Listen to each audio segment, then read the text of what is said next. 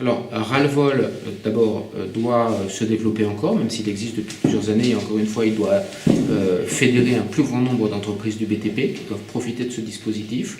Je souhaite que s'associent également à ce dispositif, en lien avec le président de la fédération du BTP, les maîtres d'ouvrage privés, parce que ce sont souvent les donneurs d'ordre publics, les bailleurs sociaux qui sont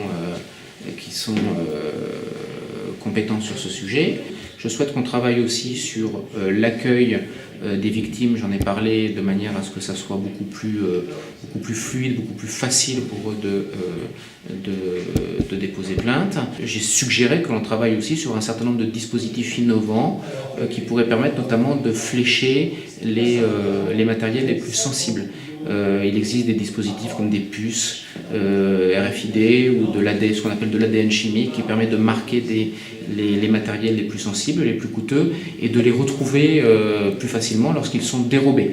Je souhaite qu'on développe cela. Je suis prêt d'ailleurs à mobiliser des moyens publics s'il le faut sur ce sujet. On va mettre également les compagnies d'assurance dans la boucle, puisque ça peut avoir un impact aussi sur le calcul des primes d'assurance qui sont supportées par les entreprises. J'ai parlé tout à l'heure également du réseau des caméras, des réseaux de vidéoprotection qui existent dans les parcs des bailleurs sociaux.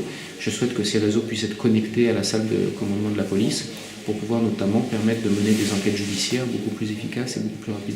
Le BTP, c'est un des chantiers de la PSQ, au même titre que le transport collectif de personnes et le traitement, la prise en compte sous l'angle de la sécurité des personnes atteintes de troubles psychiatriques ou psychologiques.